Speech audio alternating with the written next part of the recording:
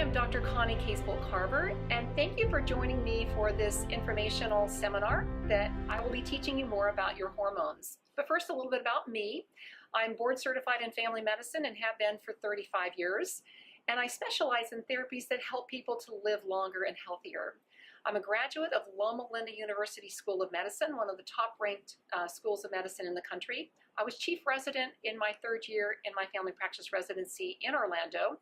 I have a master's in public health, but most of all, I'm a lifelong advocate of whole body wellness. So if you're watching this, you must have some interest in hormones, and you may be wondering if you need them. So today we're going to talk about what are hormones and who might need hormones. There are over 50 hormones produced in the human body. However, we're only going to be talking about the sex hormones and the thyroid hormones. So we test for those, and it's a blood test that we do for hormones because we want to make sure we know the accurate levels. So that's step one, and that's one thing that sets us apart from other facilities. A lot of women in particular will have hormones given to them with no blood tests either before or after to monitor. As we age, we do start to lose our hormones. So we tend to think of that, 50s and 60s, but really somewhere between 30 and 35, we start to lose our hormones. It's so imperceptible at first that you might not notice it, that as time goes by, you just start to lose your edge. And of course, when women go through menopause, it is like falling off a cliff. And then they really notice it. So we're going to talk about both men and women. However, we all know that women are more complex than men. After all, we're the ones that have babies and all of that. So we'll tackle the easiest gender first, starting with the men. Men actually need both testosterone and estrogen. However, it's low testosterone and high estrogen that becomes a problem as men get older, especially if there's a little bit of weight that they've accumulated.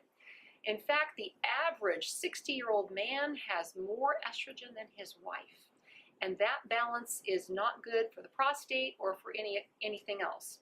So again, we test for these things, and we're going to make sure that they're done correctly. As men get older, as we've already mentioned, their testosterone levels start to decline. So by the time a man is 70 or 80, they have a fraction of what they had when they were young. Testosterone, like all of these sex hormones, is a steroid hormone that is ultimately derived from cholesterol. And of course, testosterone is what gives men their appearance. So muscle development, facial growth, deeper voice. This all comes from testosterone. There are lots of symptoms of low testosterone in men. The common ones include low sex drive, perhaps some erectile dysfunction.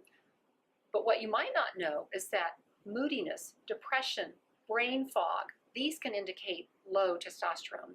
Decreased stamina, poor recovery from a workout, inability to build muscle, even loss of bone mass. We think of osteoporosis as a disease that affects women, but up to 20% of men can develop low bone mass, and it can be due to low testosterone. Unfortunately, there's a lot of disinformation out there about hormones, including testosterone. Even the FDA doesn't approve testosterone replacement therapy unless your levels are extremely low. The American Medical Association, same deal. So one of my jobs is to correct the misinformation that other sources are out there giving people. This is one book that I highly recommend, Testosterone for Life. It is written by Dr. Abraham Morgan Taylor, a Harvard-trained urologist who has done original research on testosterone, both in humans and in laboratory animals. And again, highly recommend reading that book. One of the myths that he dispels is that testosterone treatment will give a man prostate cancer. It's actually not true. In fact, surprisingly, it's the men with low testosterone and high estrogen who are at more risk for developing prostate cancer. But giving a man who is low testosterone, giving him testosterone is not going to cause prostate cancer. Another myth that's out there is, will testosterone therapy cause a man to have a heart attack or a stroke? Well, this is where you have to go to the data. And there was an elegant study done through the VA hospital for 6 years. It went from 2005 to 2011. Close to 9,000 men were studied. They all had low testosterone, defined as being less than 300 nanograms per deciliter. About a quarter of those men decided to take testosterone. The other 3/4 said, nah, we're not going to bother. They just didn't do it. So what happened? Well, if you look at the study, anywhere from a half to a third of the men who were on the testosterone had better outcomes in terms of overall mortality, heart attack, and stroke. So in terms of overall mortality and heart attack, the rate was about half. In terms of stroke, it was 1/3. So I would be happy if the rates were level, but the men who got testosterone actually had lower rates. We also know that men who have naturally high testosterone levels live longer. There was another study done, again through the VA, where they really just looked at overall mortality, and the men who got the testosterone had half, 10% versus 20%. So for me, it's a no-brainer. If you're a man, or if you have a man in your life that you care about, why wouldn't you want him to experience a better quality of life and probably live longer? So the next question is, if testosterone is so wonderful for men, and I'm here to tell you it is, are there any bad side effects? Well, there are some side effects that are pretty reliable. Number one, the testicles are going to shrink a bit. They're no longer being asked to produce testosterone, so they get a little lazy and shrink. Oh well, it's not a terrible side effect. I mean, I'm not sure how many people are going to be seeing that part of your anatomy, so don't worry about that. The other two side effects are that your estrogen level could go even higher. We monitor that, and we have a therapy to make sure it does not go too high. So we're going to take care of worrying about that one.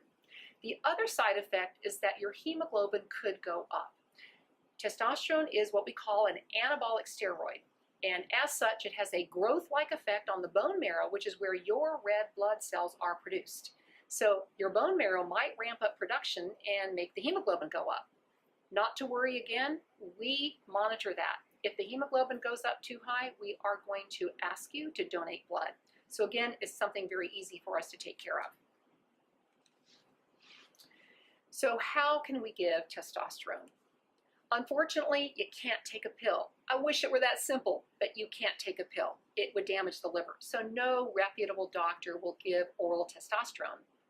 Well, there are 3 primary methods that men have used. One is topical. So either gel or a cream, you rub it somewhere and let it soak in. The second one are weekly injections, and most men learn how to administer these themselves, or if they're lucky, a spouse or partner will do it for them. And the third method is pellets. We're going to talk about the pros and cons of each one of those. So gels are acceptable, but there are some problems with the gels. The absorption can vary. So some men will absorb it better than others. And if you're one of the men who do not absorb well, then you're not going to be very happy with that method.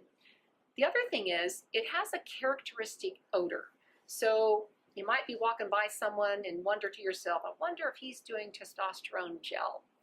The other thing is, it can transfer to other members of the family, including pets. So you don't want this to transfer to a spouse or to children. So just a simple act of putting it on, turning on the faucet, it's now transferred to the faucet handle. So you have to be very careful. There's even a case on record of a man whose wife got higher testosterone from doing his laundry. So even though he was very careful, it still transferred to her. So, I'll mention the other thing. Once you're on the topicals, you can no longer do a simple blood draw to monitor it because it doesn't get into the venous blood. So it becomes problematic or annoying to try to monitor and make sure you're at therapeutic results. Another way you can give testosterone is via injection. My husband used to be on this, and he will tell you that it hurts. So it's a thick oil, it kind of hurts going into the muscle. Some men still do this. And again, as I mentioned, men learn how to do it themselves. The problem again with the injections, even though it's an acceptable method, the levels are going to go up and down, just depending on where you are in that week. So, true story, I had a man once who was doing testosterone injections every 2 weeks. I couldn't persuade him to do it every week, but he came to me with a dilemma. He said, I'm really embarrassed because my choir director's a woman, and 1 week I'm a tenor and the next week I'm a bass. Again, his injections were too far apart and his levels were dipping below the therapeutic range. So those are the kind of the cons of the injections. Which brings me to my favorite method of delivering testosterone for men, and that is pellets. So what are pellets? They're small, little compressed hormone about the size of a large grain of rice that's implanted in the fatty tissue in the upper outer quadrant of the buttocks every 3 to 4 months. Once they're placed there, they slowly dissolve. And the advantage of that is that the man has a steady state level of hormones. So the level goes up, stays steady, and when they start to drop off, we're going to put another set in the other side. So it most closely mimics the action or production of hormones by the testicles, 24/7 release of hormones. Again, they're small, they could fit in the palm of your hand, and they slowly dissolve. So really, just to recap, if you have pellets, your levels are going to remain more steady state. If you use other methods like injections or topical, we can't guarantee that the levels will be therapeutic, and in the case of the topical, it's annoying and difficult to even measure levels because they don't really get into the bloodstream. So how long should men continue testosterone replacement therapy? Really, as long as you want to feel better. There's no upper end that you have to cut it off. I personally, and I know my husband feels the same way, we're never going to stop our hormone replacement therapy because we feel younger and we feel better. Now let's move on to the more complicated topic of understanding female hormones. So women are complicated. In fact, premenopausal women have a monthly variation in hormones that's still difficult for me to understand and remember. Basically, depending on the time of the month, from the start of the menses through ovulation and so forth, there are fluctuating values of both estrogen and progesterone. Testosterone production, however, remains fairly level. Of course, once a woman is postmenopausal, they're all gone. So no hormone production at all. What could be the symptoms of low testosterone in women? Now, this is a surprising topic because a lot of women don't even know they need testosterone. In fact, the government doesn't know women need testosterone. There's no diagnostic code for low testosterone in women, and the FDA certainly doesn't think women need testosterone. However, when women are low in testosterone, a number of symptoms can emerge, especially the low sex drive, which can absolutely wreck a relationship, but also low energy, moodiness, even heart palpitations, low bone density, and inflammatory symptoms. It turns out that testosterone is very anti-inflammatory, and that's why men do not have the inflammatory symptoms that women do because their testosterone levels are naturally higher. So things like joint pain, migraines are more common in low testosterone women. What about low estrogen? When a woman goes through menopause, of course, she loses her estrogen production. Estrogen has over 400 different functions in the body, including a mitochondrial antioxidant. So the thing with estrogen, it's kind of like Goldilocks porridge. You don't want it too high, too low, you want it just right. Then you get the benefits of estrogen without the side effects of too much estrogen. But when women lose their estrogen, they're going to get some vaginal dryness, vaginal atrophy. This makes having relationships with your partner painful and unappealing. Also, the night sweats, hot flashes, and let's not forget the poor sleep, brain fog, and joint pain. So losing estrogen can be devastating. In fact, when women go through menopause, they end up, on average, gaining 17 pounds without changing a thing with their diet or their exercise program. So menopause is natural, but it's not healthy. They also age faster, and their risk of heart attack goes up substantially just by going through menopause. Low progesterone in women. You know, progesterone and estrogen are that yin and yang. You need one to balance out the other. So women who are low progesterone even prior to menopause, they actually have higher risk of breast cancer and migraines, to name a couple.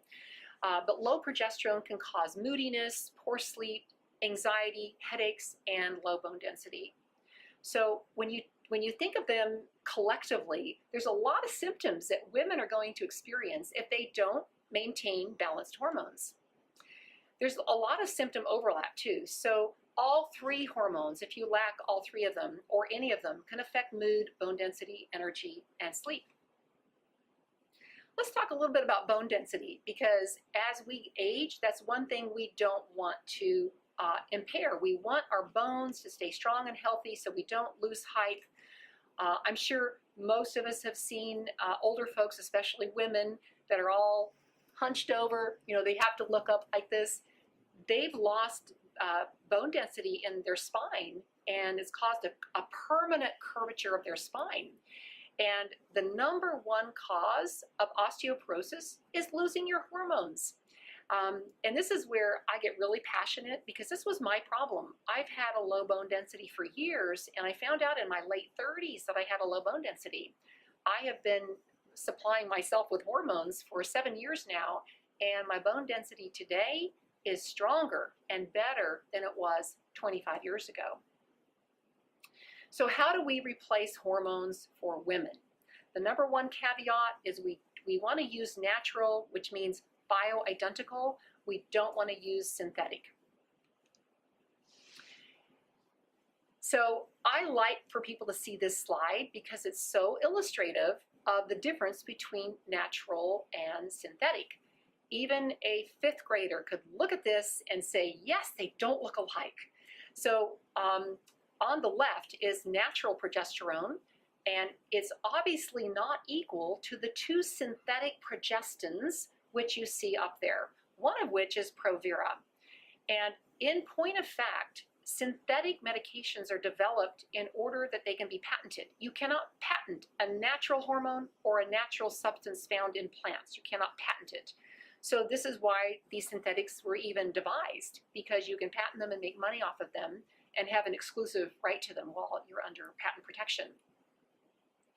But the problem with the synthetics is that they have some very major and dangerous side effects. So natural progesterone, for example, it counterbalances estrogen. It prevents excess stimulation of the uterus by estrogen. It protects the breasts from excess stimulation by estrogen. It's healthy for the brain. It prevents other types of cancer. It's good for circulation, opens up the circulation. So that's what natural progesterone does. By contrast, the synthetic progestins are the polar opposite. Other than providing protection for the uterus, in all other aspects, they're opposite. They promote cancer, they promote heart attacks and strokes and blood clots and so forth. So this is, again, another reason why we're passionate about the use of bioidentical natural hormones versus synthetic. So what's the next rule other than no synthetics? We don't want to give estrogen or testosterone orally. Remember, with men, we cannot give it by mouth because of damage to the liver. With women, if you give estrogen by mouth, the liver changes it into some bad clotting factors that we don't want to deal with. Progesterone, however, is perfectly safe to swallow. No bad problems when you swallow progesterone. In fact, it kind of acts like a natural Valium, if you will, like a little chill pill, and it helps with sleep, so we always recommend taking progesterone at bedtime. So one acceptable method for women is called a troche. A troche is going to contain a balanced blend of all three hormones, so progesterone, testosterone, and estrogen. Of course, bioidentical, not synthetic. Those prescriptions are sent to a compounding pharmacist where they are custom blended according to the prescription that we send over. And then we generally recommend that you take these under the tongue at bedtime because the progesterone component will make you sleepy. So troches are an acceptable method of hormone replacement therapy for women. Some women complain about the taste or the length of time it takes to dissolve the troches, but by and large they are acceptable. The absorption is not as even as it is with pellets, and we'll show you a graph in a second. We feel like the best method for women are pellets for the same reasons that we saw with men. So again, once the pellets are in, steady state delivery 24/7 without any up and down daily variation in the levels. So again, pellet therapy, steady state. Any other method, there's going to be up and down variations that may affect your response to hormones. So what about safety? Of course, a prime concern in every woman's mind is breast cancer. Will taking hormones cause breast cancer? And this is where I punt and refer people to a wonderful book written by a gal who herself has had breast cancer. And the title is Safe Hormones, Smart Women. So we recommend this book to all of our patients. She goes through chapter by chapter on the efficacy of hormones for bone health, cardiac health, heart health, in other words, brain health. We actually think that for both men and women, doing bioidentical hormones probably prevents Alzheimer's, and it keeps people mentally sharp. But what about the breast cancer? Again, the main risk in breast cancer have been in women who've taken the synthetics, the synthetic estrogen known as Premarin and the synthetic progestin known as Provera.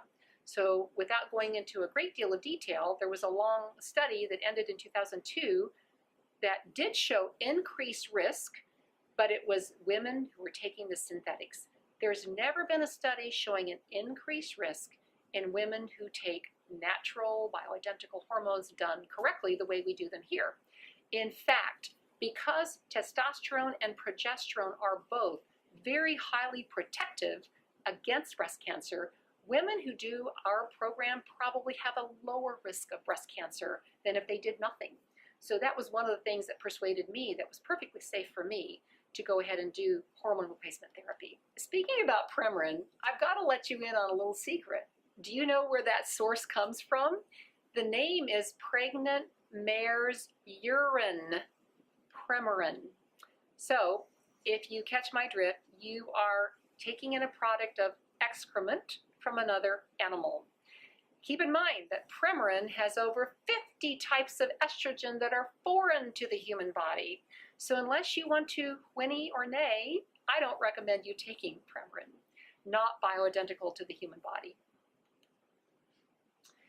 Okay, safety. We actually think bioidentical hormone replacement therapy can lower risk of heart disease. I've already mentioned that when women go through menopause, they have a higher risk. So if you continue your hormones, you're likely to have a lower risk. In fact, here's a study from the Journal of General Internal Medicine. Women receiving hormone replacement therapy immediately after menopause have reduced heart attacks, reduced strokes, reduced bone fractures, reduced Alzheimer's. They also have significant improvements in sexual function, mood, skin, energy, and sleep. Sounds like a win-win to me. We're going to shift gears and talk briefly about the thyroid because there are overlapping symptoms between low sex hormones and low thyroid. They both can cause mood disorders, weight gain, brain fog, not feeling good, dry skin. So we also check for thyroid here because the two kind of go hand in hand. And also, as you'll see, because conventional medicine often misses problems with the thyroid. So the symptoms of low thyroid, I've mentioned some of them. Weight gain, constipation, bloating, puffy skin. And so we want to have a normal functioning thyroid as well, or keep our thyroid levels. That's just as important as the sex hormones. So the thyroid sits right here.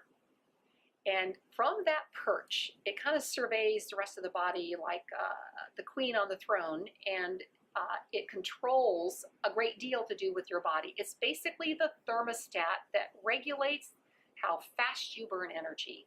So it sets the pace at which your metabolism is going to roll. So as such, it's going to affect things like the immune system. People who are low thyroid, they tend to catch every cold that comes through. The brain and nervous system, people with low thyroid, probably going to be depressed. The GI system, probably going to have some constipation. Fat burning, can't burn fat adequately if you're low thyroid. Healthy cholesterol levels, and this is where I get really on my high horse because I see this all the time. People will come in, they've been put on a statin drug by their other physicians, and yet their whole problem was low thyroid. Low thyroid in some people causes high cholesterol, but here's where it gets really ironic. statin drugs make your thyroid function worse. So again, critically important to know what your thyroid is and whether it's functioning normally or not. So again, the thyroid is shaped like a little butterfly, sits right here. It's under the control of a hormone from the pituitary called TSH. You've probably all had your TSH tested. That stands for thyroid stimulating hormone. So the objective of TSH is to send a signal to the thyroid to produce. Now the thyroid, when it's functioning properly, is going to produce two main hormones, T4 and T3. The T4 will go down and produce either reverse T3 or regular T3. I know this is a little confusing. I'm going to show you a different slide and maybe hopefully make it a little more apparent. So this slide makes it a little easier to comprehend. Most of production is T4 with less than 10% being T3. However, the T4 is the storage form of the hormone. The active form is T3.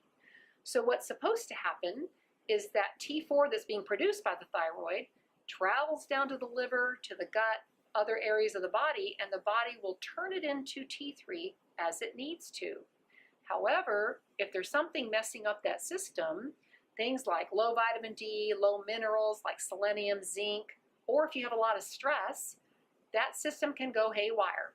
It either won't turn into T3 at all, or will go down a pathway called reverse T3. So reverse T3 is the right-handed or mirror image of the real T3. So the real T3 is what we call a left-handed isomer. It's a chemistry term. And the reverse T3 is the right-handed. And just like your right hand won't fit into a left-hand glove, the right-handed version is actually a fake or a decoy version. It actually muddies things up and can make you hypothyroid. The problem is if you just measure T3, you're measuring them both together. You can't tell which is which. So we have to measure the reverse T3 so that we know what the true T3 picture is. The bottom takeaway line from this is, if your physician is only monitoring TSH or only looking at TSH and T4, they're missing the big picture. They've got to know what your T3 is and what your reverse T3 is before the true picture of your thyroid health emerges. And another reason I'm so passionate about this is the example of my husband. So my husband and I are still newlyweds. We only met in 2015. And when we first met, he looked pretty much like what you see in the picture, a little overweight, and he confided to me that he didn't feel very good. He didn't have much energy, he had some aches and pains, and so he told me he had low thyroid. I said, well, maybe I can test you and help you out. He said, nah, don't bother. I have been to the top endocrinologists, internists. I've even been to Duke University and consulted with a top neuroendocrinologist. And they've all told me that my thyroid is being managed perfectly. Well, I looked at him and I said to myself, something doesn't compute because it doesn't look to me like his thyroid is being managed perfectly. So I went ahead and ran those extra thyroid tests that I just mentioned. I ran a free T3 and a reverse T3. And when the results came back, I nearly fell over. He had the worst levels of both of them that I'd ever seen in my 35 years of practice. His T3 was so low, it was almost undetectable, and his reverse T3 was so high. Again, I'd never seen a patient with such terrible levels. What was happening? They were only monitoring TSH and T4. They were giving him huge doses of Synthroid, which is T4, and his body couldn't convert. It could not turn the T4 into the T3. So he was functionally very low thyroid, even though his T4 and TSH were perfect. So when we took care of his thyroid problem, and by the way, we found he was low testosterone, we took care of his testosterone issue as well, he ended up looking quite different. So this was just taken a few weeks ago. He's got some muscles now, he's lost some weight, and he feels a lot better.